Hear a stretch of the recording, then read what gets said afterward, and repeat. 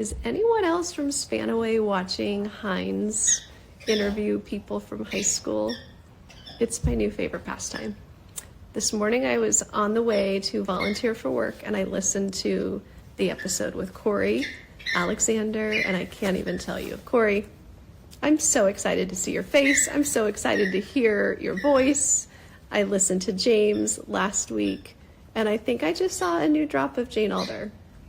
I love what you guys are doing. This is so cute and such a flashback of all kinds of good times from high school. But I will call you out, Heinz. It sounds like a total bro fest. It sounds like not a single woman ever lived in Spanaway, Washington. And I'm getting to be a little bit offended that none of you have a story that involves a woman or a female. Step it up, boys. You guys did not. It was not a boys' school. There were women too. What you drinking there? I'm drinking this, but I want to pop something else. Pop this real quick. So my pops. Hey, it's old Sinbad. I got myself a diet cola. I'm on keto and I can't drink beer, and they don't really have Trulies out here.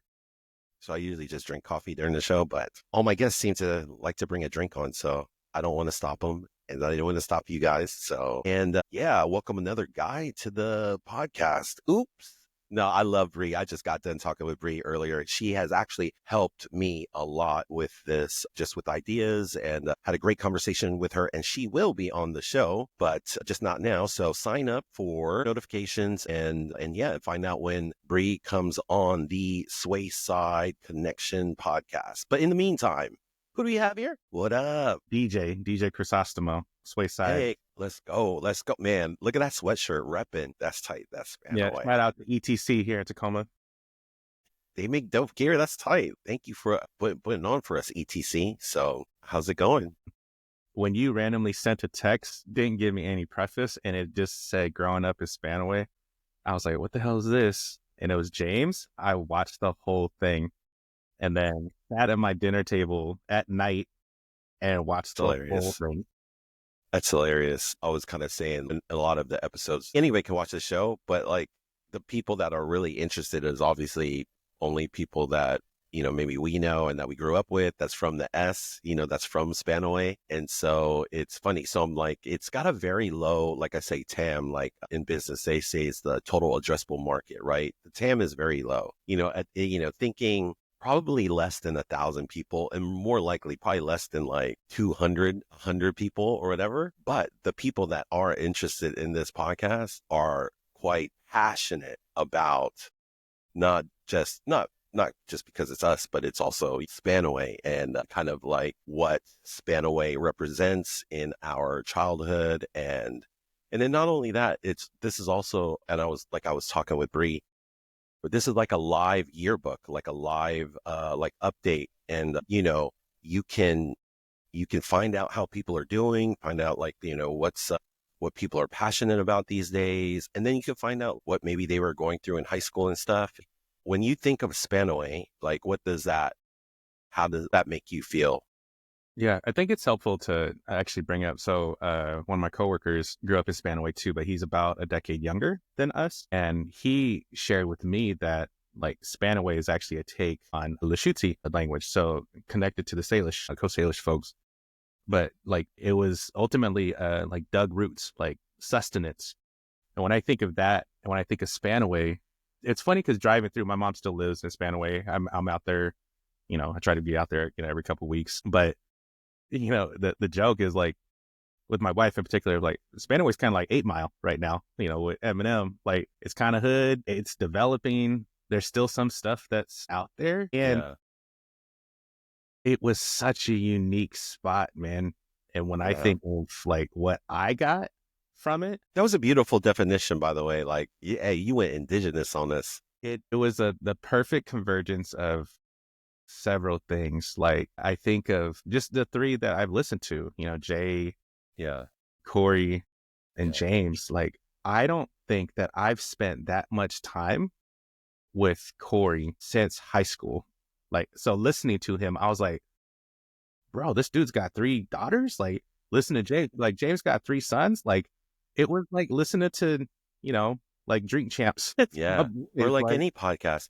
I was thinking about that too the other day. I think another thing that kind of just makes this exciting is like, I mean, most of us have never even been on a podcast. I don't know if those guys have. This might have been their first. Have you been on any other podcasts? Nope. So this, like, yeah, so 4 in a row, 4 first podcasts, like, boom, boom, boom, boom. I think going back to at least what Spanaway meant to me, it's what it still means to me. Like, kind of like when people are like, "Oh, you're from Spanaway," I'm like, what does that mean? Like, man, we got some of the most intelligent people, the best hustlers, like, that come from that town. Like, say, and I'll check people like, where's that coming from? Like, you ever, like, it produced me? Like, you know, just all the different, like, I'm super, like, defensive about Spanaway, to be honest with you. I think a lot of us are, but I think for the most part, it's like for me, a lot of people just don't know where Spanaway's at. And then like the first thing I'll get is like, oh, that's deep.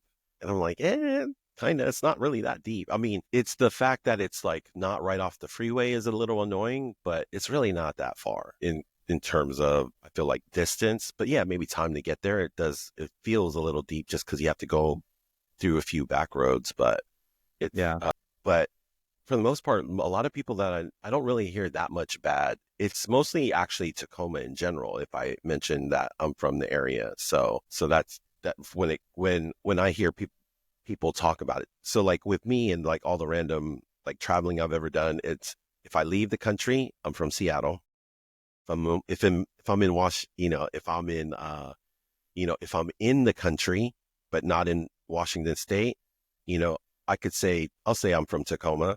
But then if I'm in Washington State, I'll say I'm from Spanaway. So it's like, those are the different like levels of where I say I'm from. So it's, even though I'm not really from Seattle or Tacoma traditionally or whatever, that's just like how I look at it. And so that's why it's really interesting when I ask this question about, like for people that are still close to the area. I think because I haven't been back, like, as far as living there, I haven't lived there since basically high school. So it's just interesting to hear how people think of Spanaway that live closer to Spanaway, because I just feel like I've been just so out of the loop for so long. But I'm always down to put on for Spanaway for sure. Yeah, it's I think of Spanaway specifically. I think of the people. The Kmart still ain't there. It's still just vacant. I used to go to that Kmart a lot. Yeah, same. I'm the same bars that were on Pack Ave, like they're still there, like, and then you got, Walmart and Jack the Crack and all that stuff too, McDonald's, parking lot pimping. Yeah, Walmart wasn't there when we were in high school though. No, exactly.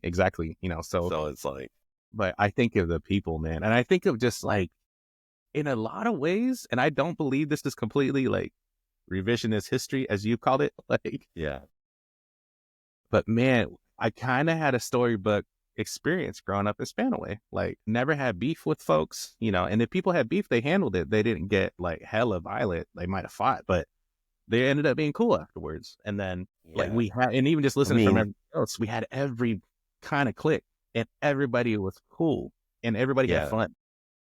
I mean, it wasn't perfect for sure. There were still fights and there was still beef but it wasn't overly, I don't feel like it was that crazy though, and I don't feel like there was stuff that like lingered on, so it's like I said in James's episode, I feel like I don't have any active beef with anybody, and so it's a very unique place. And you're right, 1,000%, the people. And that's another reason why I have this podcast. By the way, I look really dark in the video. So the power is out where I am at. I just have to mention, if you have problem watching this video, because I usually have lights on and all this other stuff, but power's out, and it's been out we're going on 6 hours now. And I was like, I don't know if I could record. I don't know if my laptop has enough juice, but I said, man, let's just try it out for right now. So bear with me.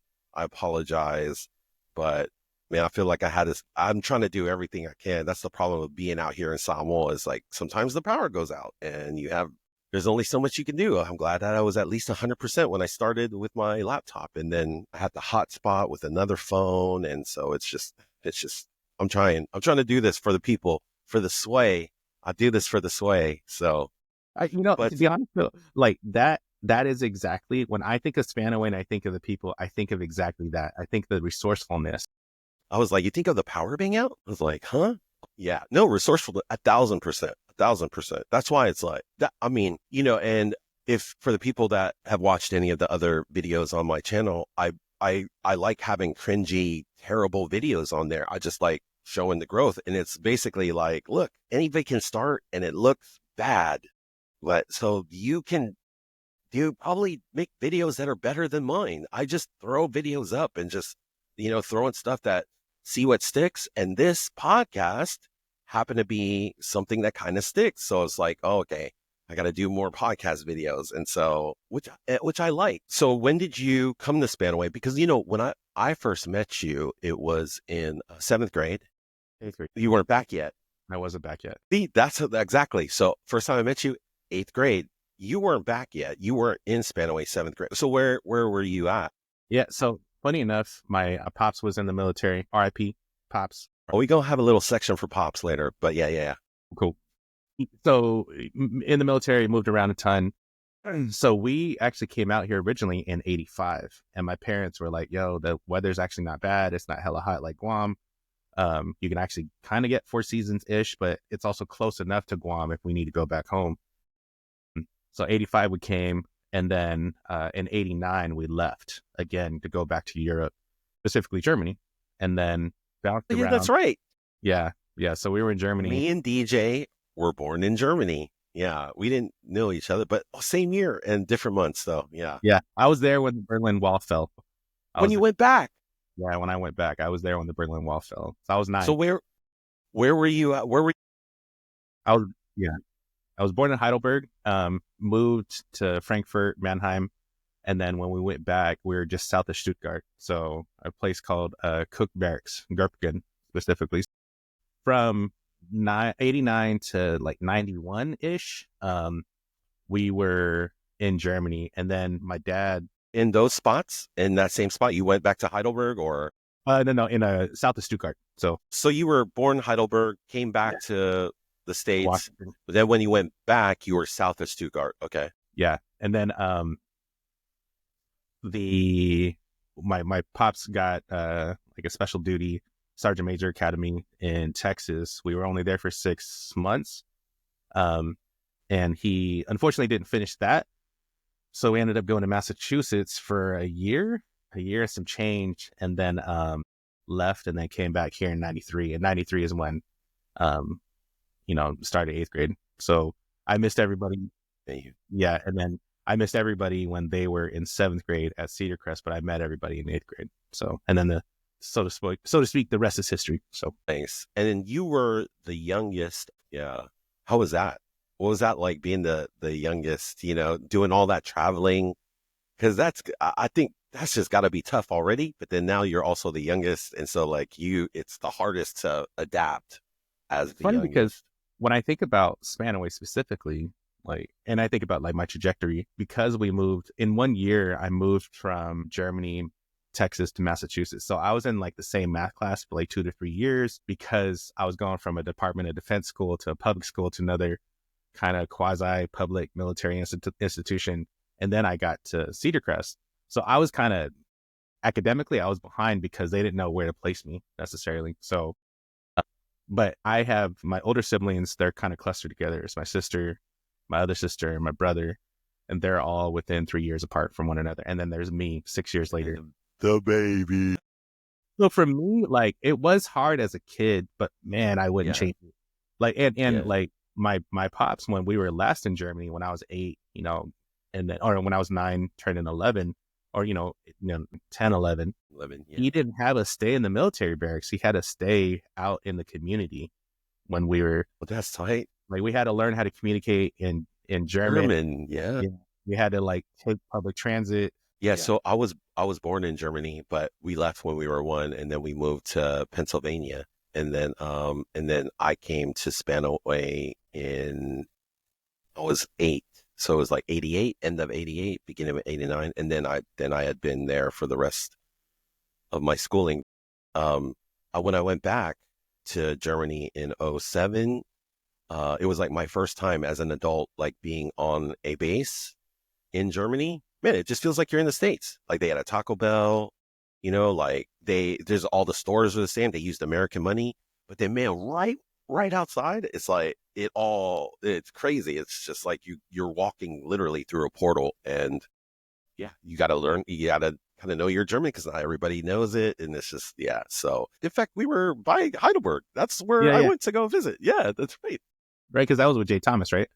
Yeah, yep, exactly. And he was hooping on the. He had a like a tournament in Heidelberg on the base. Or no, that wasn't the base. It was Because another base because that yeah. yeah.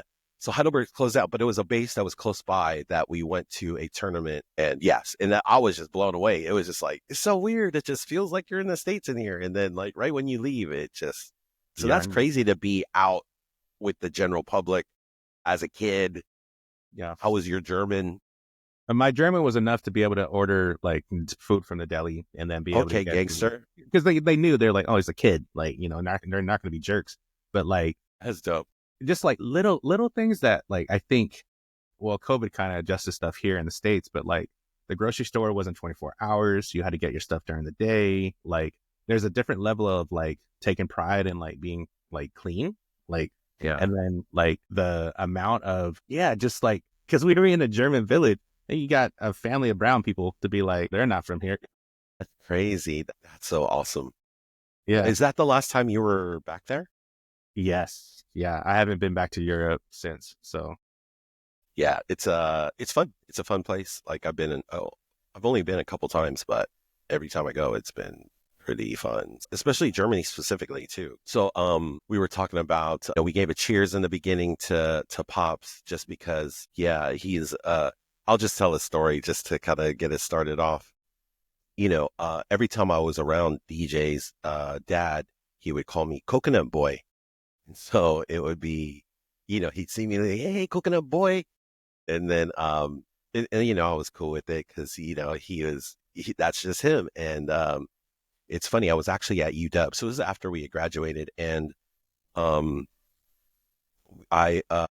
started getting more involved in some of the clubs at UW. So I was I kind of like started hanging out with the Micronesian Islands Club. And like they throw like a luau / fiesta type event every year. And then, so the year that I, wanted to go in and help out, man, your dad was there. And I was like, and I didn't know he was going to be there.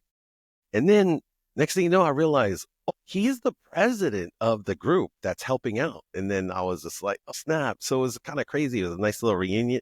And then, damn, man, he put me to work. And I was like, man, I was really trying to avoid doing any type of work. And then, damn, I ran into, and then, him and all his boys, they're listening to, there's like 5 or 6 other guys, and he's ordering all these guys around, and they're all listening to Samoan music. And so I was just like, where the hell am I right now? And then why is DJ's dad here? And then damn, now he's ordering me around. I was around, he always treated me like a son too. So man, that's why I was like so appreciative of your dad. And so I just wanted to give that little shout out to him. But yeah, man. So, I will say I'm grateful for my boys, man, and my friends that showed up when he passed. For folks that don't know, my pops passed in 2009. So he was in the military. He enlisted in 69, got out in 93 when we came back to Washington. And this is the crazy part. Yeah, the crazy part is that he was not only still in shape, he was still gung-ho and re-enlisted in 2007, and then he was killed in Afghanistan in 2009. So yeah, oldest soldier killed over there. And I think it was right before his birthday too. I think he was 59, right? Yeah, he was 59. Yeah. 11 days before he turned 60. And that, what's crazy is, because I didn't grow up Catholic or anything like that, but that's kind of when I, just having so many friends that are, but you guys have rosaries, right? Dude, what is that? And then I'll explain what I saw. One shout out to Bre. Bre, I don't know if you remember, but we were at a confirmation retreat when we were, I think, senior in high school. That Wayside Connection. Exactly. And Bre, I hope you watch this. I distinctly remember the wig that you wore at our confirmation retreat as well, too. And I'm still grateful that you were a familiar face and friend on that retreat. So shout out to you. Shout out Bre. Yeah. Brianne, senior class president. Because nobody ran against you. because they knew that you were going to win. So Catholics in particular, when somebody passes, they have what's called 9 days of rosaries. It's a gathering where they say a ton of Hail Marys, a ton of different prayers. And then it's an opportunity, a combination of like grief, to allow that grief to kind of set, but also it is part of the like practice to make sure that, you know, whoever gets sent off, you know, with not only respect, but out of the, you know, from this world to the next, so to speak. So your dad. We had 9 days of rosaries, specifically at my house, my parents' house. Yeah. And every night was like a party. So there was 9 days. I probably went to like 6 of them, maybe 7 of them. I know I didn't go to every one, but there was like 6 or 7. Every day there was enough food for a wedding for about 150 people. No joke. Like every day, like, oh, like it's crazy. It was just like DJ was saying, it was basically like attending a wedding, like celebration every day for 9 days. And it was just like, dude, this is crazy. And yeah, man, that was definitely one of the, you know, it's tough too, because it's like, it's fun being around people and like, you know, trying to, you know, be there for you and the family. But it's also like, yeah, it was just such a overwhelming response by, you know, the community, just, you know, and then your dad's story, it was so, you know, amazing that, you know, even at his age, you know, he would say himself that he's a soldier at heart. I love your dad, man. And like I said, he's been amazing to me. So yeah, man. It's funny because I know that we talked about this briefly, but like I was in a dark spot when my pops passed, because like he didn't have to go, but like he didn't, you know, he's hella old already, to be honest. He was 57, 50. Yeah, it's like, he bro. was already retired, and he was like, no, I want to serve our country. I want to do this. And the crazy part was that he wasn't out there like shooting people. Like he was actually doing orphanage work in Afghanistan. Wow. Yeah. So when I was working, and we'll probably get to this at some point too, but like professionally, I work in education, but I specifically was working at a high school in Tacoma, and we would do toy and school supply drives to send to families and kids in Afghanistan that my dad was in charge of getting to. So he was specifically doing like supply for orphanages over there. So when he died, it was definitely something super tragic. And I think, yeah, man, again, going back to like Spanaway, and when this ear to ear grinning, when I was, God, like, I didn't know that James pretty much was doing this shit on his own when he was a senior. I didn't realize that Corey, you know, was there when a freaking tornado hit, you know? Yeah. And then when I think of Jay, yeah. like, I think of Jay, I'm like, bro, I also have type 2 diabetes. Like, yeah. I'm just like, man, these are my boys. Like, we grew up together. And then if I didn't have that, and especially if I didn't have my family, man, I think I would have been in a way darker place when my pops passed. So. Sure. I mentioned this too. Like, I was not hesitant. I had the exact word was trepidation about doing this, because I was like, bro, my shit's kind of boring, man. And to be honest, it's kind of sad, because a lot of, specifically right around when I got out of college to 2009, my family was just experiencing tragedy after tragedy. So I was living at Daniel's house with Tim. We had our family, but like I had my boys, you know, and my side boys to be like, you know, I'm not going to try and be a tough guy. I'm going to be like, hey, what you need, man? Like, I'm sorry. Like, I love you. Yeah. And like, for us to actually convey that and be like, we're not bitches for that. Like, we're actually more men because we actually know how to communicate that to one another. Yeah, man. I think, I don't know. I think there's a level of honesty that isn't appreciated enough. And a lot of times when especially guys try to be honest about, you know, whatever they're going through, it's, you know, people look down upon them maybe as being feminine or, you know, not having it all together. And, you know, DJ brought a good point too, just because, you know, when I lost my dad about 6 years ago. And yeah, I feel like ever since I've been kind of in a daze. And to be honest, and I've said this before, like making these podcasts and like making videos has kind of helped with that. It's not like I've been full on depressed this whole time. You know, everything has, like, I think the first couple of years after, I was kind of in, I wouldn't say a bad place, but just in a bleh place, you know? And so to finally have something that excites me like this, and then it just does, it crosses so many things off at the same time. I'm passionate about it. I get to talk to my friends and talk to people I grew up with, talk to people from Spanaway, and then it helps, and it's therapeutic. I really think that just being creative and doing things like this is just helps with mental health therapy stuff. Like you're using different parts of your brain and stuff. So, because, yeah, so mental health is crazy important, right? So I think it's getting more shine now about how important it is, but it hasn't like I said, hasn't been in traditional, society or whatever. So. Yeah. Yeah. No, and I would even add too, I think, I was just at Josh and Jason O'Brien's pops celebration of life. Funeral. Yeah. And I think it's, and not to say that like, oh, well, all things happen for a reason, but I was like, when I saw both of them, I was like, hey man, it's not the same, but I know an aspect of what you're going through. And to just be honest, to be like, I love you, man. Like, yeah, I ain't got to wait until you're gone to tell you that, like I think about this way. Like we were cool. Yeah, man. Like, and I also distinctly remember I did something, kind of high schoolish back in the day. Like I don't know, presented flowers to a girl I was dating back in the day. And dude, Josh, at the time, he was like, hey man, why are you trying to be a simp, bro? I think about that when I'm just like, some of the hardest dudes that I'm like, been through some shit where like, yo, bro, that's cool. You're doing it a different way than I thought I would have did it myself. It's funny. I also have like almost a similar story. I think I had, when people used to listen to the radio, I think I dedicated a song on the radio one time to somebody. Oh, and the next day, no, there was another station. I forgot what it was, but there's like a more like local station, like a Tacoma station that was also used to, I forgot which one it was.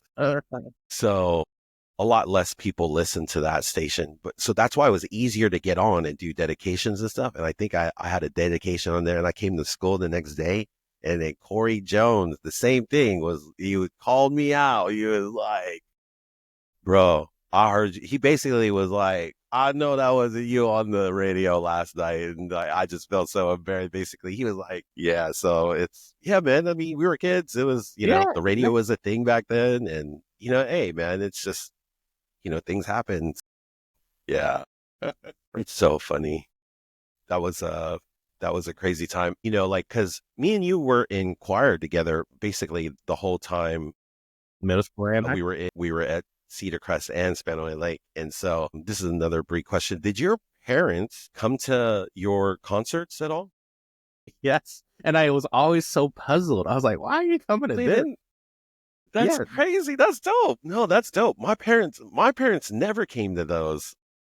I don't think they came to one choir concert at all. And my parents only came to one football game. So I think they didn't see any of those, and they only came to one game. So that's why I was like, it's just a question. Yeah. Oh, that's dope. That's dope that they came. Your mom and dad? Mom and dad would come, and I could definitely tell my dad didn't want to be there for choir shit. But like, I think he was like, all right, fine. He's doing something. Cause I didn't really play sports, when we were growing up. I did like rec league basketball, and I was horrible at that. We did track cause nobody got cut. Yeah. But I didn't play football. I was always babysitting my sister's kids. So I could never do the like Hell Week. Yeah. And I was like, all good. Yeah. But like, so I never played sports. So like, this is another Bre question. Bre was what was like an everyday life? Like when school got done, you're in high school. Now what? Like what's going on now? Do you go straight home? You start hanging out with some folks? Do you guys go, and I'm going to go specifically from high school because I like part of me goes to Cedar Crest where I was like, oh, we're closer to Cedar Crest. When your house was closer to Cedar Crest. Yeah. So it's right there. Yeah. Yeah. And I feel like ninth grade in particular, I kicked it more with Goodall just because we were also there closer. But high school, there. Like, man, like when I think of some of my favoriteest times, like Daniel backyard. I just had a conversation with somebody about Daniel Chavez's backyard too. Like, and why it was so dope. Like, lowering the hoop and playing like we were all-stars. Like, it's just like, I've never been good at basketball. Then, in Daniel Chavez's backyard, that hoop can go down to 8 feet. And now I'm like Kevin Garnett now, like, you know, and it's like, oh yeah, I can dunk. And it's just like, it's a game changer. So I the just think of like games back how there, small that court is, because it wasn't a full super court. small. It wasn't even. I mean, we were definitely way skinnier than we are on this podcast, 1,000%. We're at least 100 pounds less than what we both are right now. So we actually did kind of fit in back, you know, when our bodies were smaller back then. But yeah, I loved playing on. That's the only place I like playing basketball at. Really? You know, everywhere else I sucked, you know, but there I was like, okay, I'm actually decent, you know? So we would set screens. I mean, it was serious too. It was, yeah, Yeah, you're right. I like that. That was probably, especially sophomore year. Yeah, I had, I mean, I had a girlfriend that went to a different high school at the time, sophomore year. So she would come and swoop me up, and then we, go and do whatever. And then junior year, yeah, like sophomore, junior year, it really was at Daniels. Like, I just think about the amount of times I'm like, I can't help but think his parents got to be annoyed with us. But I was like, wait, they're not here. We just can't get it. But yeah, as far as When did you start driving? Like what year? What you were? I was 96. You and I we're a month apart. Yeah. Oh yeah. So it would have been after sophomore year for sure. Right. Yeah. So, so going into junior year.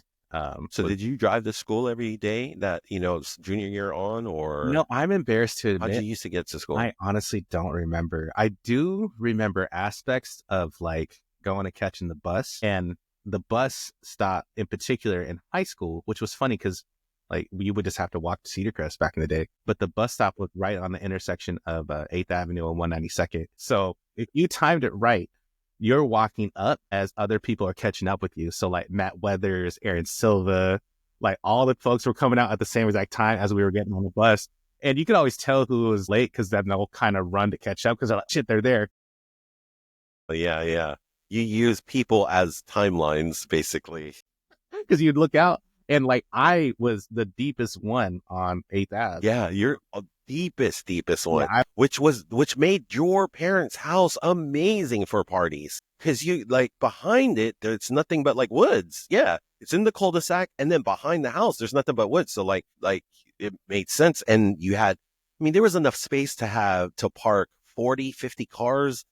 That's what made your house like killer for parties, just, any get together. So yeah, but it's a long walk because just to get to the main street it felt like, it's like a half a mile. Yeah. Yeah. Right? A mile, maybe. Like, it's kind of stupid, but it was all specifically sophomore year. I remember walking.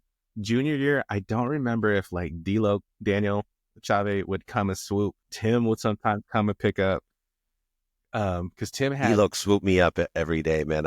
I'm so thankful. That dude's like had my back for like forever, and so that dude swoop me. I lived right next to the school, and I would still be like, "Hey, bro, can you pick me up?" I just don't feel like walking to school. And what was it? Yeah, Hyundai Elantra. That's what Elantra. Yeah, hella memories in that whip. I remember we would go everywhere. The hanging soccer ball in his on his mirror. I still remember that.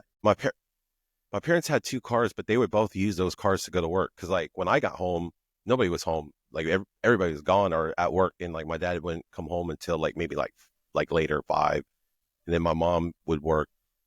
A lot of times she works nights too. So, yeah, like a lot of times I came home, there was nobody there, and so it was just until finally like my dad came home or something. But yeah.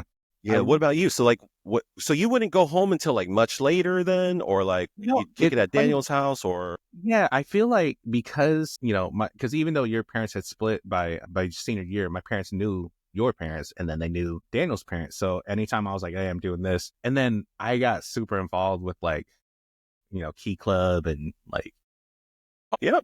I forgot whatever other, the Heritage Club, all the other things. I was gonna say, name off all the club. Yeah, this is a good time to like, and then like might as well fire, name them and then off. especially during spring, it was so funny that you and Corey talked about that because you're like, are you going out? Are you gonna do it? You're gonna do it. And I think I don't remember what year I did track, but I remember I don't think I actually ran track. I think I got a unit. Never ran track. think like I said, I've only flirted with going out there. Because look, basically, if you're not good at track, you're just going to work out.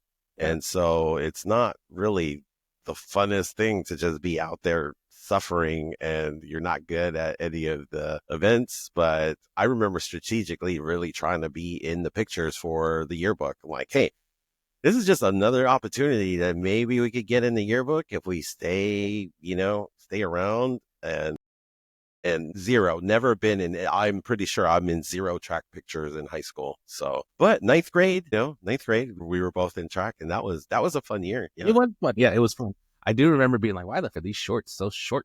Like, Yeah. getting spandex to make it, but now like short is cool. But no, so junior year, was it junior year? Yeah, because I was 16, and junior year I started working. So Yes. yeah, That was going to be another one of my questions. Like, was that your first job, by the way? first payroll job. I had been working since I was like 12. So like babysitting, cutting grass, that kind of shit. But Paper route, maybe. I know paper out, man. Babysitting all my siblings' kids, man. Yeah. But yeah, so I would mainly, especially junior year, is when I've never been to Sabaros until you worked there. What's even funnier too, like to this day, I still love pizza. Like I love pizza.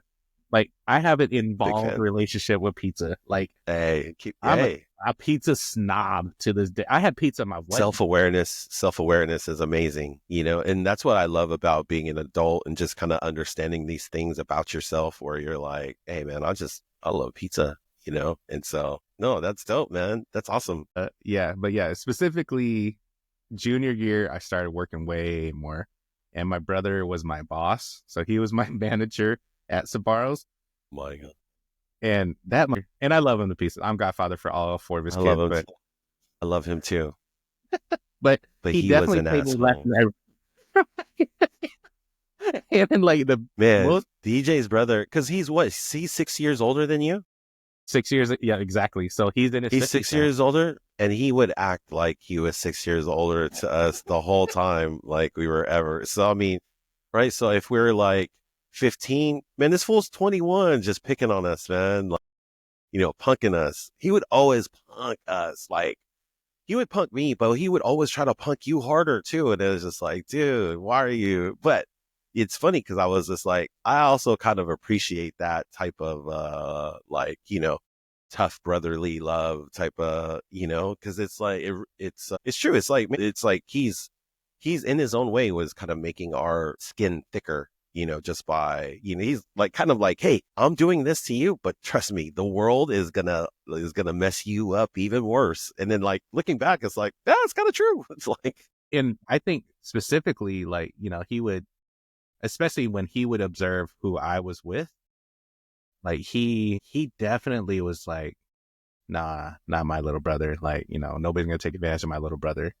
And like he also would tell me like, avoid these folks, stay around these folks. And if he didn't really give a shit about you, he wouldn't check you. He would just be like, yeah. So like when he would, check us, when he would check D-Lo, he'd check, he'd be like, man, look at these little bitches. But yeah, it came from a place of he actually was trying to protect me, and I remember actually a conversation that you and I had, maybe, this might've been a decade ago now, where when we were growing up, like I wanted to be a gangster. Yeah. That's what I'm saying. Like, look at all the movies that Corey liked, like I'm a big fan of The Godfather, and literally still to this day, if anybody does anything cool, I kind of say that's gangster. Yeah. And that stuff is appealing and cool to that, like was to me and us during that generation. And still, like I said, even kind of so today, because to me, I feel like it's an attitude of just not caring. And there's a certain level of confidence that comes with being, because it's like, no, I don't really want to commit violent crimes and stuff and like, get put away for Ricos. I'm just, I just like that attitude, that confidence, that, that strength. And so that's the thing. So that when I say people do get, so that's why it's like, man, you got to be careful, especially if you're like on LinkedIn and you're like, hey, dude, that's gangster. And like, you don't really want to put that out there on the LinkedIn spaces. But yeah. No, there was a time actually when I was hanging around a crowd, and we were only in Texas for maybe 6 or 7 months as a family in total. and I was hanging around a pretty rough crowd. And my brother checked me. He said, "Hey, like, I know you're going to try and get jumped in. If you are actually going to do that, you got to fight me first. If you can fight me and beat me, then you can join. But if you can't, you're not getting jumped in." And my brother whooped my ass. Like, it's probably the first time. It was definitely the first time that we actually, tried to go. I couldn't even say we came to blows because I didn't touch him. Like, Yeah. And like to this day, like, I'm proud to be like, a nerd. I'm proud to be a square. Like, and I attribute a lot of that success to him because I'm just kind of like, man, like you stepped in when Pops was deployed and doing all kinds of shit. And I looked up to my father for sure. And I looked up to my brother still. And when I think of all those, like, all right, like my brother was banging back in the day. Like he was doing some shit, but he kept me straight. And he attributes a lot of his shit to he had an interest. Yeah, he had an interesting way of teaching, but he was still trying to teach, and it was just a interesting way to do it. So, which is interesting because now you kind of teach these days. Yeah. Was it today that you taught, or did you teach today? Well, yeah. I led a coach today at the jiu-jitsu gym that I train at. So that's dope. Yeah. So and then in my professional life, I for lack of better terms, I teach as well too. So yeah, that's true. It's like in your blood.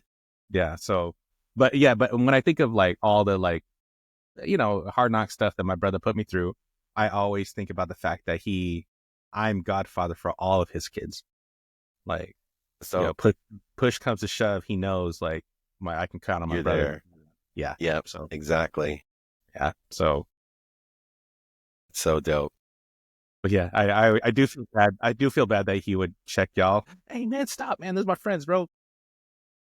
No, I mean, I was okay. I mean, it's not like I was okay with it, but I was just like, yeah, it is what it is, and it was the opposite. I always felt bad because I always felt like he was worse with you. So that's why I always felt bad for you, because I was just like, dang, dude, I feel bad. So, but no, man, much love to Jay. I love him, so hella Jays. There's hella Jays out there. Yeah. So yeah. Fucking Jaden Alder. Yeah. So, but yeah, Jay, I love you. It's so funny because he's a grandfather now, and he biggest pushover with his grandkids. I can see that. Yeah, he has, and he's just like, man. He's like, man, did I get soft? I was like, no, you're a grandfather. There's a difference. Like, you still gonna be the same hard ass that I know. Yeah, but yeah, that's funny. So I remember when I sent you that text. You sent me a text. I was like, hey, here's this video of me and James. And then you sent me a text. I think this is a good time where you can kind of talk about that. Which part? Link that you send me. By the way, the link will be in the description that he is about to explain to you. Yeah. So this actually started back when we were in high school where, this is not meant to be a flex. This is actually the best spot in the room that I'm in that has. Hey, no, it's gangster. I think it's super gangster. It looks tight. The aesthetic is cool. The power is still out where I'm at. So it's just, being resourceful. So no, flex away, my brother. So I collector wise, I've always been a collector of music. When we were in high school, when we were kids, I think even it started when I was a kid. Like, I think I was 9 years old when I bought my first cassette with my own whatever money that I earned.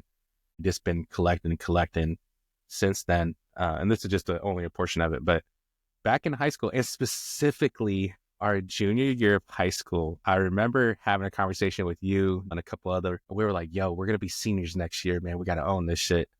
I wasn't in charge of, but he had a 5-disc CD changer. And I put in several different CDs that just had dance music. And I don't even remember if it was like cracking like I thought, because we all kind of got, and my brother. No, it was cracking. But we all passed out, and like we definitely made the house cleaner than how it was. So I'm sure he knew that we threw a house party. But all I had to say, in college. Well, you know why I know that was cracking? Because we had a game. The football team had a game on Thursday night. It was the only time we've ever played on a Thursday. So it was like the first Friday night in the fall where we had a day off. It was weird. It was like, because usually we're playing football like that. So that when he decided to have that, it was super cracking. That's all I remember. It was storybook, like shit. Yeah, it was just proud. yeah. We had went up to Seattle. We actually played a game on a Thursday in Seattle. So nobody wanted to drive from Spanaway to Seattle. So we had like 17 people in the crowd watching us, and we're in Memorial Stadium right next to the Space Needle. So we're right next to the Space Needle, like amazing venue. We have 17 people in the crowd that drove all the way from Spanaway, and we were playing Cleveland High School. Yeah, no, I was like, somehow I ended up a combo of like, all right, cool, I got the music. And then when I went off to college, I got really deep into like not only record collecting, but actually DJing. So I was doing house there. And then my friends and I, when we were there, literally like there was 4 of my friends and then myself. We were noticing that kids from Spanaway, breakdancers from Spanaway, would come to PLU and practice because they couldn't practice at the Y. They couldn't practice at their schools. They would practice at a specific venue at PLU where I got my undergrad. And we were like, man, you can't do anything else? They're like, nah, man, like everybody kicks us out. So my friends and I actually started throwing breakdancing competitions for these kids. And it started out like 150. Charging. No, we never charged until like the last couple, because we were just like, oh man, we're putting on for our town. Like we gotta, but like, man, we gotta do this because there's no place doing it. And then shit blew up where we went from like 150 people from doing events to like 500-600 people showing up, and then people showing from like Tacoma, but from Seattle, and then Canada. And then our biggest event that we threw was a couple thousand people and then over 200 dancers like battling against one another. So I went from like just doing like playing a CD or a cassette to like full on turntables and like records and breaks. And then that turned into man, how are you guys able to secure those venues without a big budget? Yeah, so we created a student club called Hip Hop 101, and we use student funds to book their spaces as well as to get whatever we needed, from securing speakers, like the sound systems, to printing out stuff from the different marketing labs that we had, and then just word of mouth, man. And when folks in Spanaway got word of it, they not only backed it, never had one fight, never had one violent anything pop up, because they were just like, yo, man, one of the dudes that's doing this is from here. Like, we got to protect this shit. And then after I graduated, my friends and I graduated, we were like, man, some of the kids that were coming through, some of the dudes that were coming through are still getting beat. Like, man, like anytime you kind of need to get better at something, you got to train. So my friends and I, right as we were getting ready to graduate college, yes, we did grant funding. We applied our college degrees and actually did like grant funding and then like philanthropic stuff, where we did summer program for these kids, 10-12 week long summer programs where kids got to learn how to like properly battle and dance. I taught DJ classes. My friends taught DJ classes. My friends that were graffiti writers not only taught like different styles of graffiti, but they also taught like, hey, cool, you can turn this into a business and actually get into an art exhibit. And then the folks that were MCs from Spanaway were like, yo, we can teach spoken word, because the written word is hella powerful, but the spoken word is just as powerful. But we learned how to do all that shit as undergrads and then applied it to the actual programming. Yeah, I mean, we learn it all throughout school. I mean, we take English every year of school. I'm pretty sure, like growing up, that's how important English is, especially me being out here. Mm-hmm. And, my Psalm 1's not very good, but it's just, but this podcast is in English, right? And like you said, the power of the written and spoken word, man, it's pretty heavy. Like there's 1.5 billion people, I think, that speak English in the world. So like, that's how many people that have access to YouTube can be watching us right now. So yeah, it's just kind of crazy. And so I think there's a level of power when it comes to specifically speaking English. This is why I'm doing this, because I want to get better at English. I mean, I think I even told Jay that I wish that I took AP English. I just wish I could be better. And so this is one way to do it. Well, and when I think of like, it was that was my drug. It's funny because I know you asked, everybody else so far, Corey, Jay, as well as James, like what were you listening to back then? And for me, one of the groups I loved, and specifically, I remember the house party. I popped in the CD, and the song that got everybody going was a song by Lost Boys called "Music Makes Me High." Yeah. And their album was called "Legal Drug Money" because music is addictive. So from pretty much 2001 till now, like shit, between weddings, 24 years. Yeah. Between weddings, between house parties, family gatherings. Speaking of weddings, man, me and DJ have probably done 5 or 6 weddings together where DJ would be DJing and then I would be on the mic just acting a fool and trying to be an MC of the wedding receptions and stuff. You emceed my wedding. I did? Jeez. I was actually trying to find a photo. I do remember that. I was trying to find a photo of you on the mic. Oh, no, you know what a funny me emceeing a wedding story is? So there was that one time me and you drove down to the Bay Area and we listened to that Carter 3 album. We listened to that Carter 3 album, the Lil Wayne. We listened to Lil Wayne's Carter 3 album the whole way to Cali. We drove to the Bay, which is, it's not too bad. It's only like a 12-hour drive because we were going to Sam's wedding. And I remember, and it was right around July 4th because we were watching the fireworks over there. We were like by Berkeley, I believe. We're in that area and, it's beautiful. We're watching and the wedding's the next day. It's on the 5th or 5th. I'm pretty sure it was the next day. And Sam comes up to me and she's like, "Hey, can you MC the wedding tomorrow?" And I was like, "Oh, yeah, why not? Let's do it." So yeah, I was just like, yeah, I mean, hey, we're here. And yeah, I mean, I have to close for it, I guess. So yeah, let's rock and roll. And then the worst part when it comes to emceeing a wedding is when it's time to serve the food and like you have to call tables. Cause then now everybody's my best friend and they're like, "Hey, Heinz." And it's like, yo, let's act civilized, people, even though I'm like one of the least civilized people when I am in public. So that's why it's just like so random. And it's just like, but that one was very memorable because, like I'm honored to do it, but it was just like, hey, maybe more than a day's notice would have been nice, but we made it work. So yeah. And yeah, cause you DJ'd that, right? Yep. Yeah. So yeah.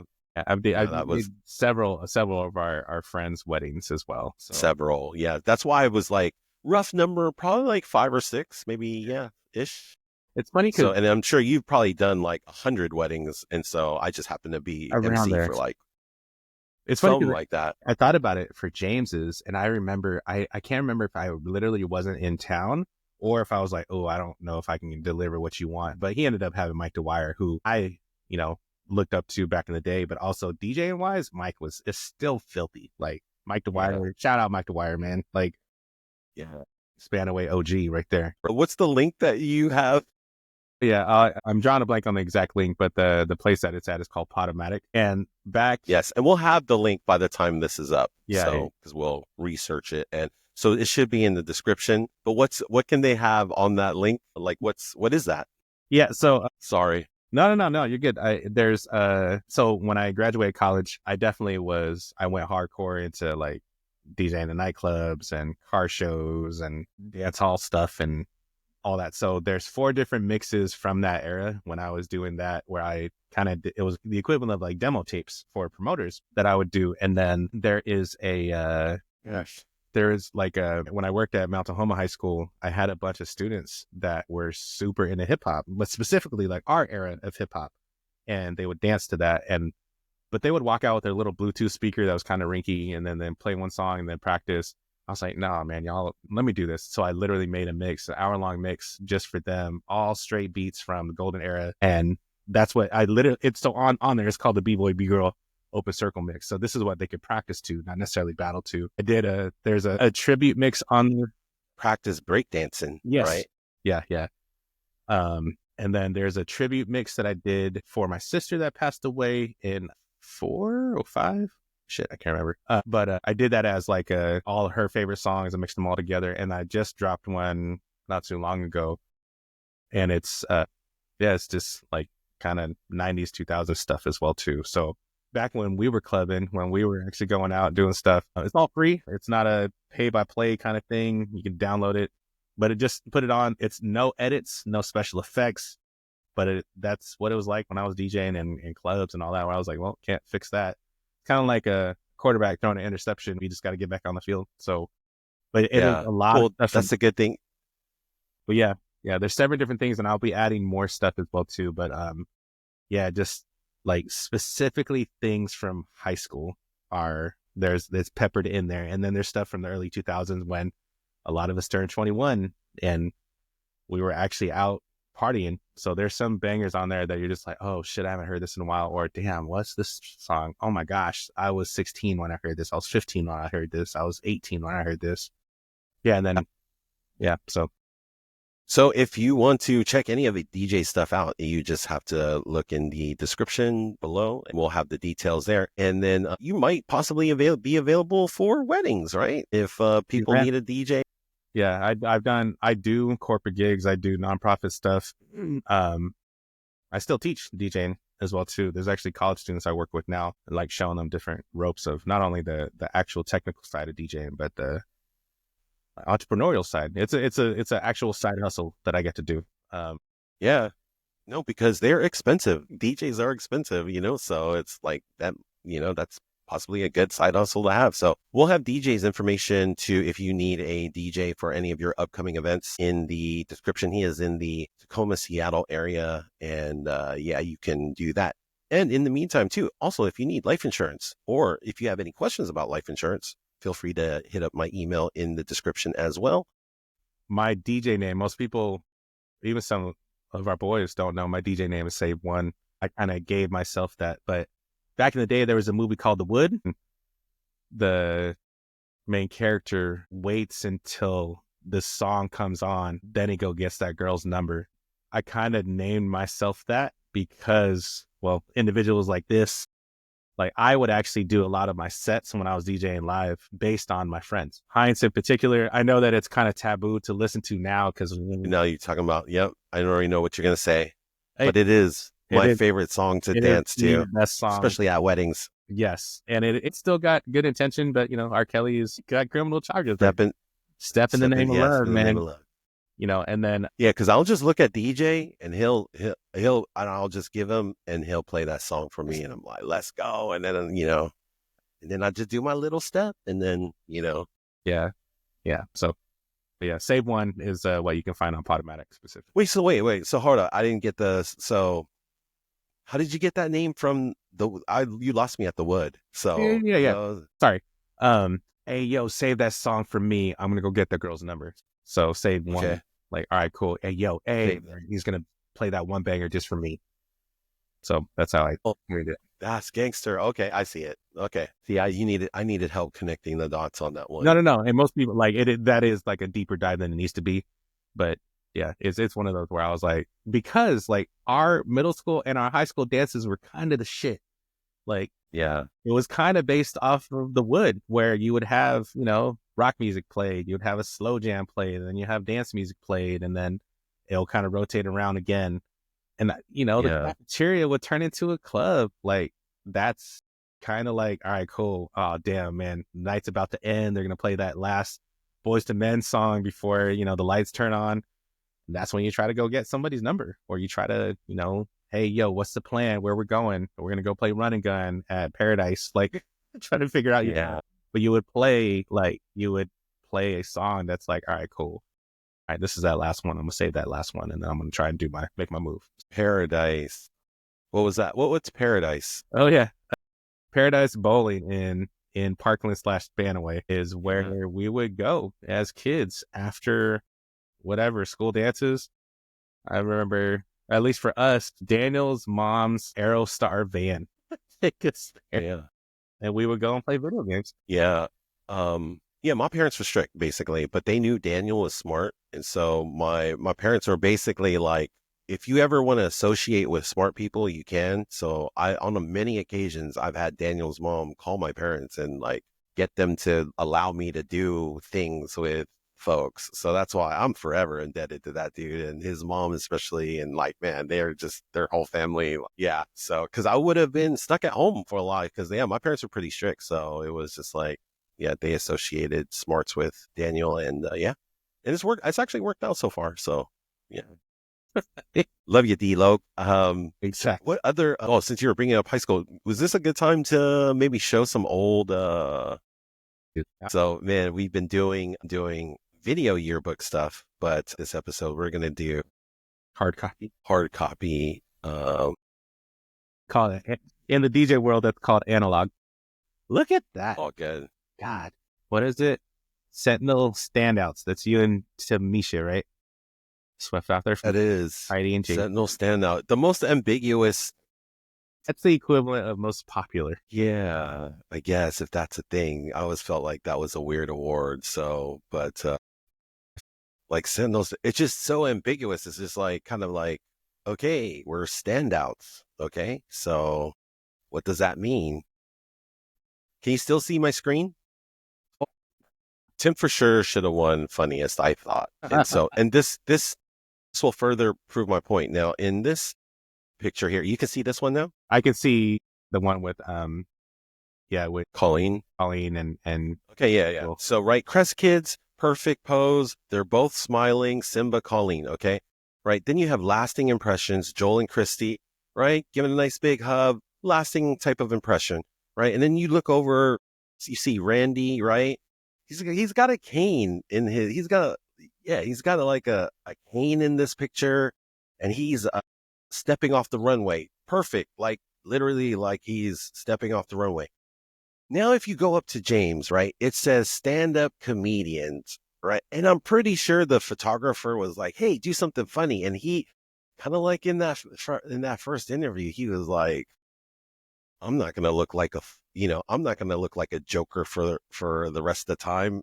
He was like, I'm going to make sure I look cool in this picture. And so it's like, it throws it off because it's like stand-up comedians and they're not doing really anything funny. And so I just thought that was a little funny when I seen that. So it's, pretty funny, I thought.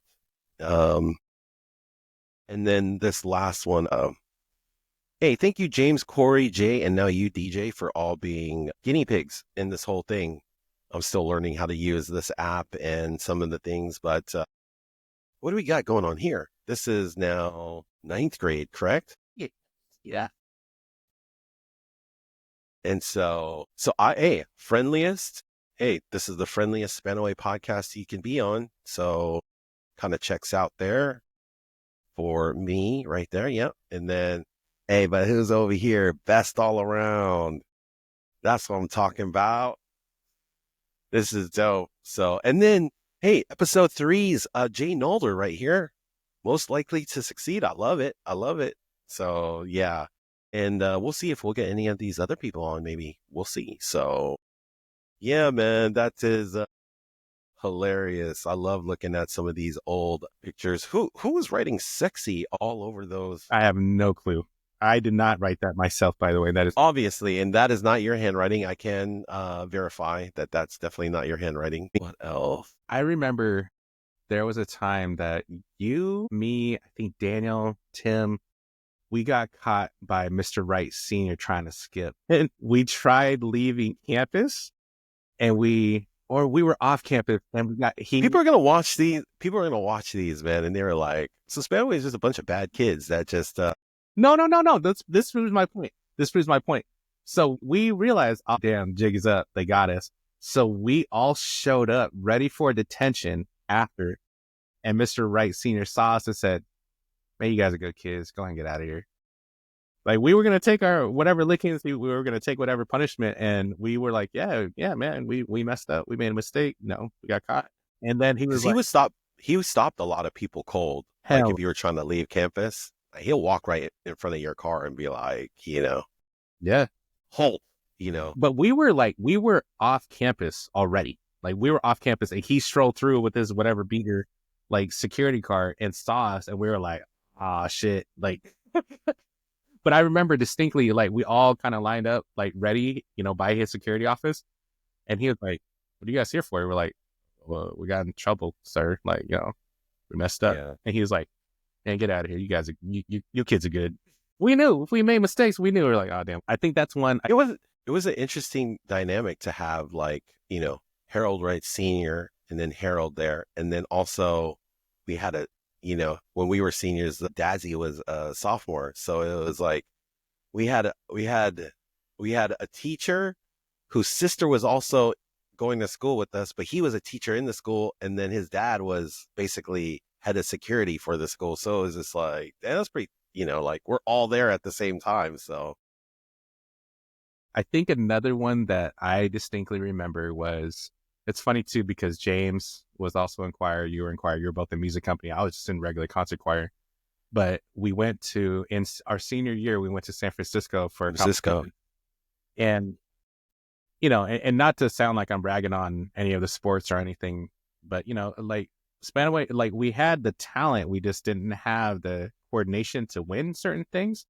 But I distinctly remember, if you look back at Spanaway, like athletics, right, during that time period, we had a lot of very amazing athletes, and a lot of times those athletes were in sports that didn't involve teams. So it would be like tennis. Like we had like a dope tennis player, so, and then in track we would have a dope long jumper and a dope sprinter. And which, by the way, somebody was talking about we need to get a Chip on the show because he has some great track stories, because that was a dude that was 1,000% should have ran track, and he did. So, and he was killed it. So, but yeah, it's like, think about it, like all the team sports, football, basketball, like we weren't really good at any of those other ones.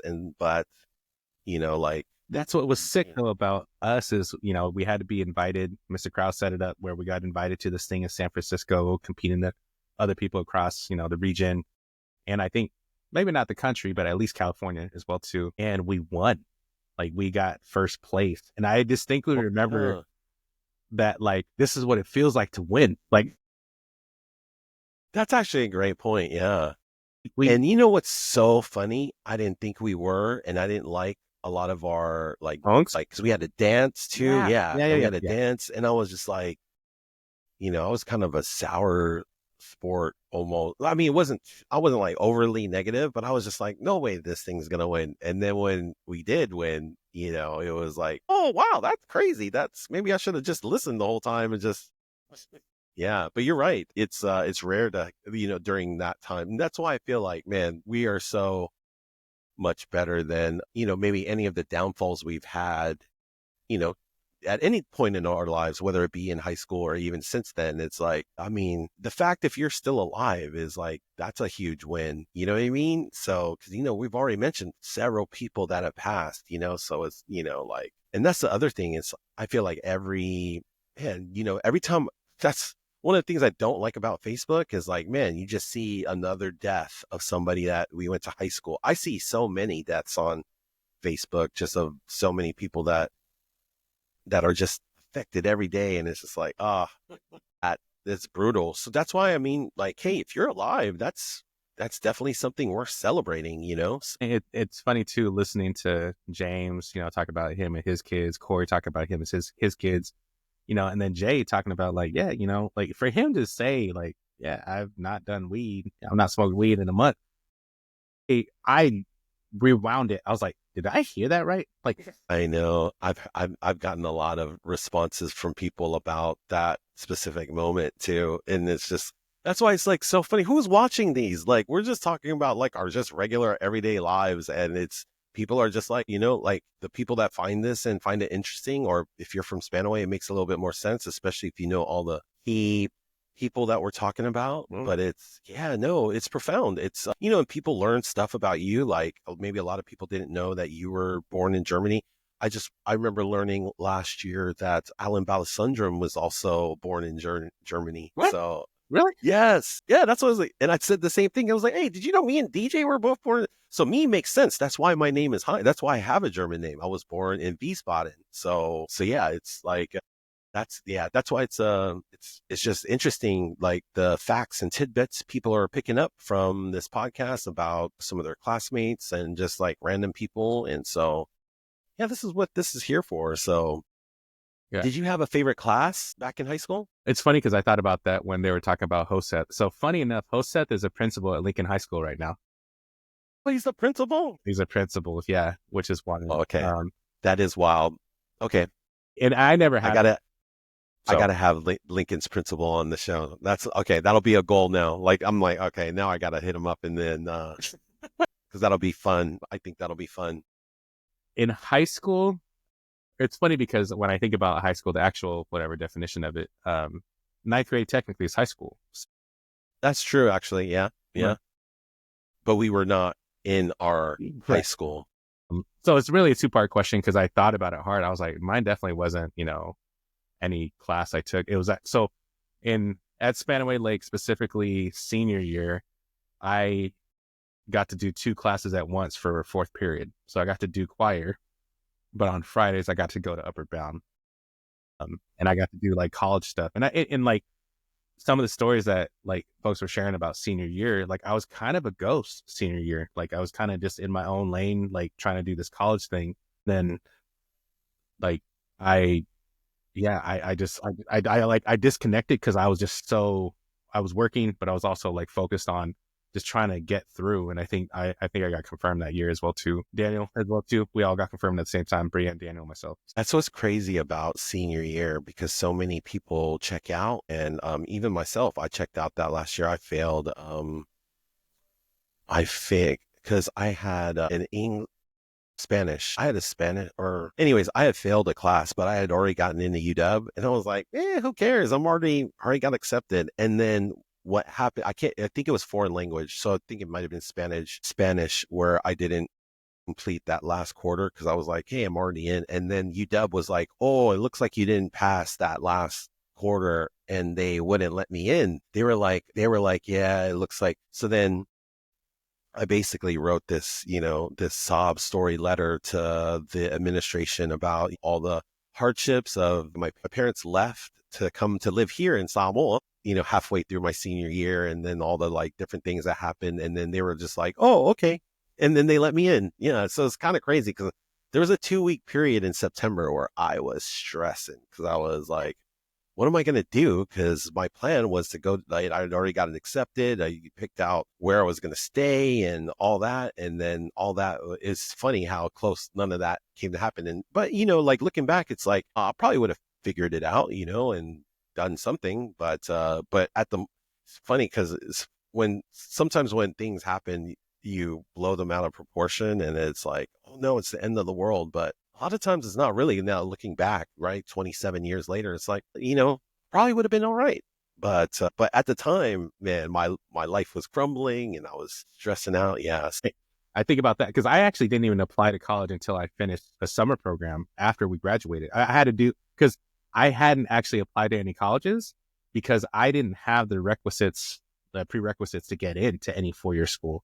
Like I didn't have the proper math. I didn't have the chops because I didn't do AP or honors or any of that shit. So I started. I only had one AP class during all of high school, and I didn't do very good in it. And I'm going to talk about it in other episodes when other people that was with me in that class. But I didn't either. I kind of really took it easy the last senior year because it's like I didn't take chemistry the way Jay took chemistry. I took chemistry in the community. Yeah, man, I was right there with you, just not fully applying myself the way I could have been. So my other answer to that was my favorite class. What was my favorite class? 9th grade, Miss Parker's English class was because that was the first time that I actually had ever had a teacher tell me that I write well. Yeah. And, rest in peace, Miss Parker. Like she unfortunately has passed away, but she would tell me, she's like, you write really well. Like I'm listening to you. And that actually inspired me to pursue the major that I ended up doing. And then connecting that to study abroad when I was an undergrad. Yeah. But I would say the other class that definitely in high school was hilarious was whatever Miss Hamilton's class was when Tim and Robert got the chicken. I'll tell you that class was Foods for Life. But I don't know if that was Tim or... I know Tim and Robert? Tim bit into it. Dude, I swore it was Young June that bit into it. I thought Young June was Tim. I thought it was Tim. They might have been, that might have been their whole group. Because we usually split up into groups of 4. but somebody bit into a piece of chicken that was definitely not cooked all the way, and it was like red juices. I don't want to say if it was exactly blood, but it was definitely red and it was definitely dripping. Everybody's like, oh, it's not done yet. And then, they had to like spit it out. But I definitely remember, because that was like the most craziest moment that happened in that class because that's how you can tell if you were in that class senior year. You were like, do you know about the bloody chicken? And then if somebody's like, yes, then like you were in that class then for sure. Cause that was like, it's like one of those traumatic experiences because chicken is definitely one of those things that you never want to bite into and it's bleeding. So yeah, that's why that was crazy. I feel like that whole class was nothing but seniors too. I could be making that shit up, but it was. I mean, I think there was like maybe 5 other underclass, like juniors maybe. And, but literally we kind of took that. And so that's why I'm like not proud of how I did like that last part of senior year but it's super easy classes and like foods for life but it's, yeah, senior year. Yeah, it's senior year. But, also it's like, these teachers also are really trying to like teach stuff. And so, but it's just fun when you have a bunch of us friends and, we've been friends, some of us through junior high, some of us through elementary school. And then the culmination is we have this class where we just cook food every day and then hilarity ensues. It's funny. But nah, man. It's funny because I want to say, I can't remember if it was that class. I can't remember if it was that class or if it was the equivalent of something at Cedar Crest that was like a home ec class where you had to learn how to sew and do stuff. And I distinctly remember line the dishes with soap. So give whoever had to eat afterwards diarrhea. Yeah. I almost flunked out of that class because I still don't know how to sew to this day. So yeah, that's an interesting class, sewing or home ec. That was like a home ec class. I do kind of remember that class, but I don't really. I got the cooking part down. I did not get the sewing part down. I almost got, you were supposed to sew boxers or like pajamas. Yeah. I must not have been paying attention. In hindsight, that bloody chicken, I want to say it was Tim, but I could be wrong. Yeah, I can't remember. I thought it was Young June, but it could be. I mean, I just, like you said, it was just a bunch of seniors that were in there and we were just kind of there goofing around because me and DJ have been in contact for a long time. Because I was going to say, like, is there any other, who else this is another, Bre had some banger questions. I'm telling you, is there any, like, who else would you say you keep in contact with regularly? Man, that's tough, man. Cause I think, or it could be like sporadically, like, hey, I saw, cause I think those happen a lot too. Yeah. Again, I think I've said it already multiple times, but shout out to Daniel Chave, man, because he was telling me that one of his like workers, and for the company that he works for, is in his 70s. His wife just passed away, and he was like, man, my coworker or my worker's friend, only friend was his wife. So like, man, we gotta stay in touch. So him, Matt Weathers, Billy Langdon, and then a couple other folks that with Billy back in the day. So Tyler, Alan, and every once in a while, Todd, will come through. And yeah. We were doing it more so last year. And then we ended up going to the casino that Matt's family's connected to through the tribe. It's still a Guamish, but we try to have like a boys brunch, like kind of thing, which was it. Hey, that's gangster. Yes. We're not getting drunk. We're not, completely smoked out. Literally just meeting up and eating food. Yeah. And just like the couple hours we're there, I'm just kind of like, all right, cool. Like this is dope because before we know it, man, we're going to be in our 50s or 60s, but like in a lot of ways, we're still the same dudes. We just happen to be eating, French toast and like omelets and that's dope. Chewing the shit. But like, it's also like, nah, man, this shit matters. Like what we had as kids growing up, man, is so unique. Like it's super unique. And that's why I'm very thankful for it. It's just that the relationships everybody has, the Swayside connections everybody has. And so that's why it's, yeah. So I would say those cats, I think, one of the first people that I sent the Podomatic link to was, Melissa and Goose. Gus. Yep. I was just like, yo, I know it's been a long time coming, but here's this, it's what I got for right now. I just saw the O'Briens, so Renzi as well as Josh and Jason, at the Celebration of Life, and then there's just other small things. Do you remember Kaj and Curtis? So Kaj actually trains at the gym that I train at. So like he's another Spanaway connect. Dude, I thought he was in Guam. He was just in Guam with him and his wife. No, I thought he had moved there. No, he did, but he's back. Yeah, so he's working. Okay, tight. Yeah, so like the random like Spanaway connections is what's even funnier, because then I'll run into people that like I work with every once in a while, and then other people are like, oh shit, you do this. My life is kind of compartmentalized where most people that knew me in Spanaway don't know what I do professionally. They don't know what I do, recreationally or hobby wise. Like all those things are kind of separated. But yeah, I would say Goose, every once in a while send messages, the stuff that, I did mixtape wise, like I sent that out to Melissa. Melissa's like, I'm sending this out to everybody.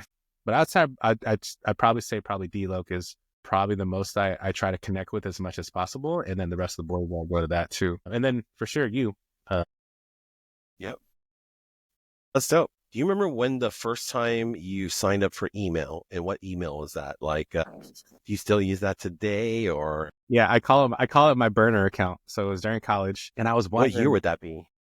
Shit, man. 98? No, 99? probably closer to 2000. When I was like applying jobs afterwards, because I had my college email. I had my plu.edu. Okay, that was your first then. That was my first, yeah, for sure.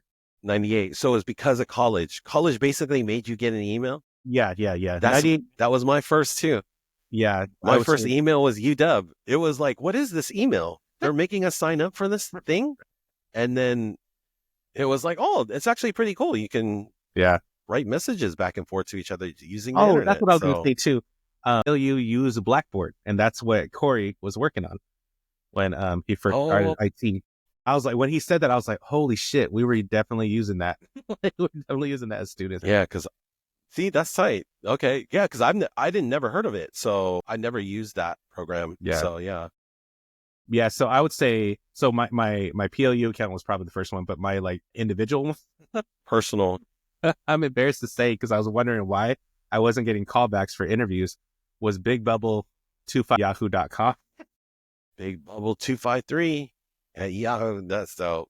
What was your first social media that you signed up for that you can remember? Facebook. Yeah.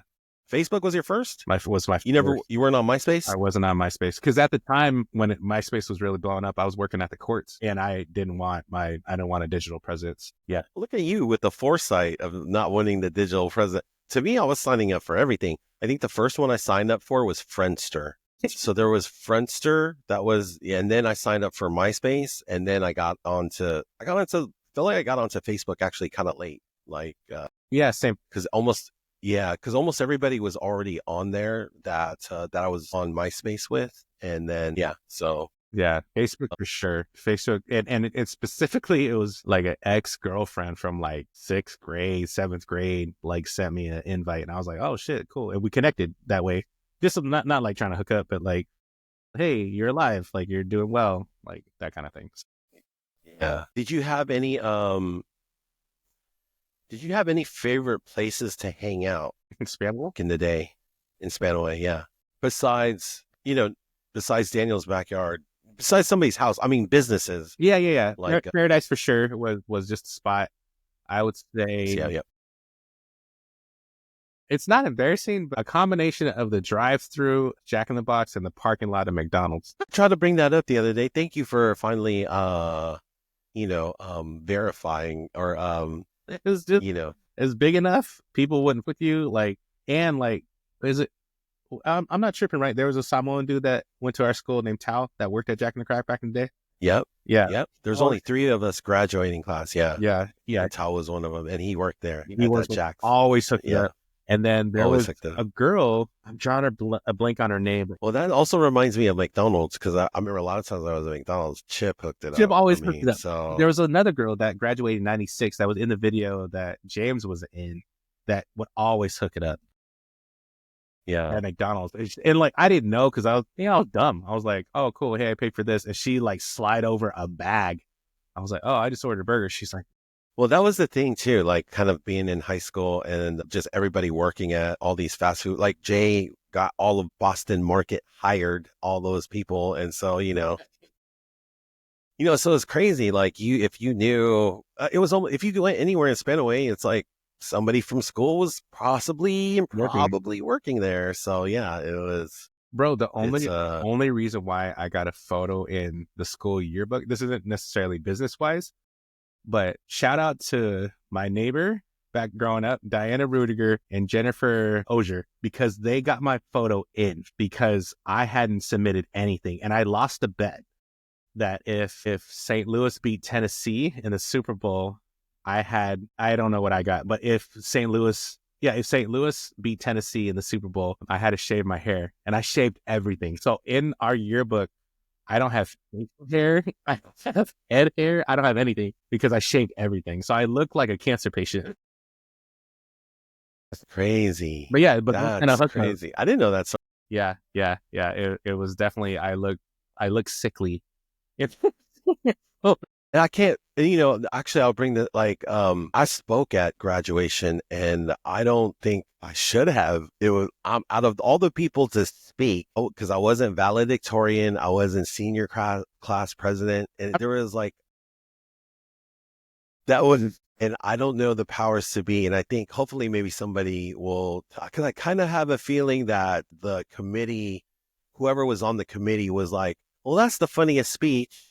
So, and not that it was even really that funny, but compared to the other, because I think it was like any student that wanted to speak at graduation kind of could submit a speech. And then, so me, I'm just trying to crack jokes. And then I was in my head, I was like, no way they're going to pick my speech. And next thing you know, like, hey, you get to speak at graduation, but we need you to change this, and this. And then, and then you can speak. And then I was just like, I remember being conflicted because I was like, man, this kind of killed my jokes, It's kind of, you're killing my stand-up career hella early, but I was like, whatever. Yeah, man, that was. So you walked with Corey for graduation, right? I did, yep. I don't know if you know this story, but Sam Sempagita Poblete and I walked together. Sam and I think I kind of remember that, yep. We knew each other when I lived in Massachusetts, and then they moved out here. So Sam and I go back. Gus and I go hella back too. But we were the last one. How random is that? Because Massachusetts is not random. Yeah, extremely. And the fact that we were close then and then are still close now. So, but we were the last ones to sign up for graduation. I don't think this will get me in trouble. I'll just say we may or may not have also been the same category of all the SPED students. Hey, whatever you needed to do to get through, to get in and out, so it's all good. We were literally the last walking group out. Everybody, I want to say somebody clowned on me and my family be like, I always knew you were special ed. Dang, I know that crazy. You can't say that kind of shit now, but it is what it is. So yeah, I mean, that's what it was called. Wasn't it called that back then? So yeah, I mean, but it's all good. I mean, you got in and you got through. Because, I'm not tripping, right? Our high school graduation was at PLU, right? Yep. I remember that. Yep. Funny because for our high school graduation, we walked one way. For my PLU graduation, I walked the other way. Same auditorium, probably, huh? And no joke, guess who called me when I was at my graduation? Oh, you. Oh, I bet. Was I supposed to be there? No, not at all. No, you literally were just like, I think that's literally what I said. You said, am I supposed to be there? I literally picked up the phone. You're not supposed to have cell phones on you, but I did. I was like, I don't care. Because I graduated in December. I didn't graduate in June. Okay, yeah. What are you doing? I was like, actually, I'm going to graduation right now. I call you afterwards. You're like, what? Am I supposed to be there? I was like, yeah. Yeah, that's what that feels like. That's so. What year was that? December of what year? 03. 03. Yeah, that's hilarious. You're like, oh, hey, all right. Hey, hit me up when you're done. Like, you're probably not supposed to answer. I was probably not supposed to be calling. And it's so funny how all that stuff kind of works out. Out of all those places, though, like, man, what was your favorite, fast food? So, you could get free food at all these, kind of places. So, but if you had, a favorite spot back then. God, I feel like, such a basic tool for saying this, but bro, free pizza at Sbarro's. I know it's not Spanaway, but man, Work. Yeah. bro, I didn't know we were supposed to pay for food. I didn't know because I was getting pizza every single time. That's where you fell in love. Man, that's where, even to this day, my brother's like, I can't eat pizza like you, bro. I was like, well, I mean, Yeah. Yeah. I would say pizza is my first love. You know, to me, like, I swear I got this meal all the time when I just liked going to McDonald's, and I would always get the 2 cheeseburger meal because it felt like you got 2 burgers and it just felt like, but I could smash. So it's funny how like our metabolism was back then. I swear I could probably kill like 2 extra value meals every time I went there when I was in, this is only when I was in high school, you know, metabolism strong, you know, so that was like my go-to. And then, do you remember McDonald's? I don't know if it was going on during high school, but they had like 29-cent Tuesdays for hamburgers and then 39-cent cheeseburgers. And just, that was, Do you remember? those were deals. And Those were deals. It was. Those some good 90s. Do you remember Eugene Lindley? Yep. I want to say that he either worked or he just knew like, yo, they're going to have these coupons at Little Caesars, and you would bring in the box coupon to get a free pizza. Snap. That's when Little Caesar was right by Kmart. Yeah. And I would walk in with my big ass like coupon, and people were like, we don't need that thing, man. Like, just here's your box of pizza. It's funny. Yeah, Eugene Lindley specifically, I remember, I think he worked there. And then Tim worked at the pizza joint too. That was another. Because when people would be like, yo, come to the back. Yeah, he was like, back door, we got a random, you know, mushroom pepperoni, like 5 minutes, be there, you know, so. Well, and we're not going to name names, but I may or may not still have some Hollywood video paraphernalia. So that one everybody just gives their little Hollywood video shout out, and then we just leave it at that.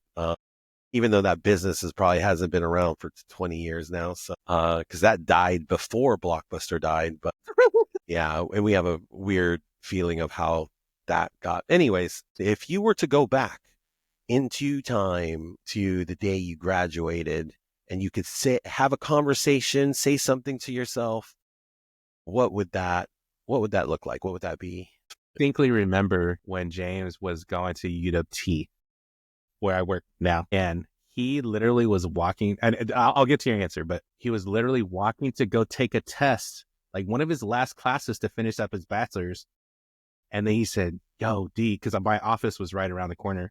He's like, D, yo, man, I could either go take this test, pass this class, or go start this thing with ACN. And I looked at him, I said, bro, aren't you going to school to learn how to make money? And he said, you're right. It dapped me up. Didn't see him again. And then he blew up. But I distinctly remember, like, he just took off. And the fact that he was like, man, I should have just went straight through. I think, and then I think about Corey, like, he got into an industry where he had a certain aptitude that he acquired from his pops, you know, like, and then I think of Jay, like, I didn't know he left after his first year. Like that's news to me, because I thought he finished. I thought Jay finished, but between masonry and other stuff that he's done, Jay to me is still somebody I'm like, you're still the most likely to succeed because you've succeeded. Let's go. I was like, let's go. Definitely ain't got $800 to spend on a bottle for a party. Yeah. I'm not raised kids, you know, like Corey did. And then I ain't got 3 sons like James, but like all 3 of those come from the school of hard knocks, and they figure that shit out. So, for sure. So back to the question, I would definitely say to myself, fuck around and find out. And not like in a threatening way, but like, some shit. But also, like, I was always working at least 2 jobs when I was going to college, so my GPA didn't reflect what I did. But like, that's when I started a nonprofit. Like, you know, I got some pretty cool shit I'm doing right now, not just with the DJing stuff, but like professionally, I'm doing some pretty cool shit. Man, I did. So you would basically say, do more stuff. Yeah. Like, and I specifically remember Mr. Krause from choir told me, you will not regret doing more. Like, you will regret.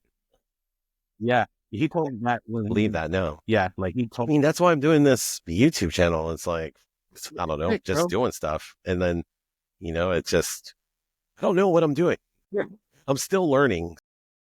Like, yeah, I don't It's sick, and it's also like, I don't know. Again, it's a weird kind of like cathartic, therapeutic, but also like It I is. haven't seen I your love it. face literally in a couple of years. Like, so it's Yeah. and then to hear, you know, hear from our friends, like general friends, No. like That's why I'm like, man, nobody's gonna watch this, but man, the you know, 20 people or 30 people that do are gonna really like it, because it's just like, oh man, we're just catching up.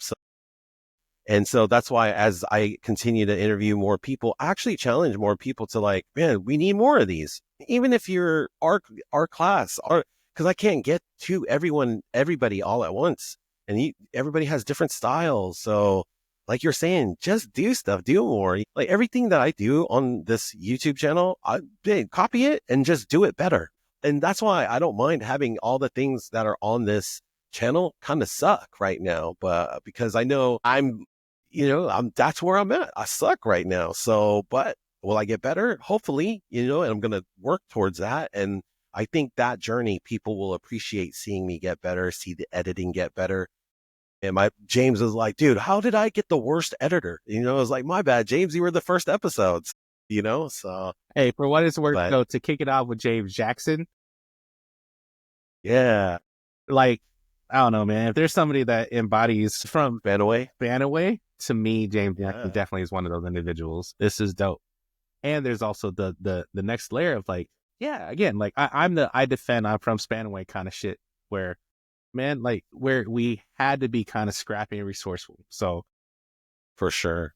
and and I'm proud to say, and you even told me this too, like even before we met for this, like talk about all the shit you're doing. And like in every realm of life, I know I'm killing it. I'm not saying that to brag or boast, but like I know I say do it. Who cares? I think we were taught to be humble, growing up, and especially kind of as islanders yeah. too, that is a thing too that is heavily, weighted on the islander community, is so that you need to be humble, right? But it's like at this point, it's like, man, there's a difference of also shining the light on yourself, and a lot of times we just don't do it enough, and so that's why I always try to remind myself, and I remind like DJ too, man. It's like, no, you gotta be the one that speaks well of yourself, because if you don't do it, it's hard for other people to do it too. You're basically teaching people how to look at you and perceive you. So it's not about being, now if you're a liar and like, you're boasting about stuff that that's not true, but like boasting about your accomplishments, no, it's like, go ahead, do that, and so I'm big on that. And like, just, if people feel offended, then it's like, how are you offended because I accomplished whatever my goal was, or, whatever thing that I'm bragging about, so. And then also the age thing too. I think it's nice being old. As you get older, you just give less. So, Well, it's just, and I distinctly remember you being like, man, when I learned how to hear the word no, was so liberating. And I think now yeah, I don't give a shit what other people think. I give a about what other people think, but I care about what I present. I care about what yeah. I am like. I'm going to portray the best version of what I know. So Before I left Seattle the first in 18, Brian Slater actually gave me the book, The Subtle Art by Mark Manson, The Subtle Art of Not Giving a Fuck. And it was good. And I like, because yeah, it was good. It was like, it kind of wakes you up, and just kind of, because that book is not about not caring. It's actually about caring more about the things that are important to you in your life, your family, your relationships, stuff like that, and not caring about things that are in the outside world that doesn't really have anything to do. It's a good book. So no, well, and it's funny that you mentioned like when was the first time you had an email or social media. Like in a lot of ways, and I think Corey talked about this for a little bit too. Like we kind of got introduced to the internet, the World Wide Web, at the right time, because man, there's some shit we did back in the day that I couldn't have the job I have. yeah, It was documented, like, yeah, not yeah, only during high school, but college and after college. Like, but we we were encouraged to interact because we also had dope people around us. Like now, yeah. like not to say that, phones are the only form of communication, but like, it's almost as if people have to have a duality of like, this is who I am in person. This is who I am Everybody has to have that now. Everybody. It's because that's real life. That's literally how it is. Everybody has two versions of themselves, and it actually multiple, because online is just not one thing. Because like you could switch personalities depending on the social media platform you're on, right? Because everybody tries to behave themselves when they're on LinkedIn, and then Facebook, everybody wows out. Twitter, people wild out on there too. It's just, you can be so many things at once, and so to me, that's just way too much work. You can do this forever. And so let me cut it off right here, because I feel like, because me and DJ can literally talk forever. We thank you guys for checking out the Swayside Connection podcast, and we will holler at you next time. Thanks.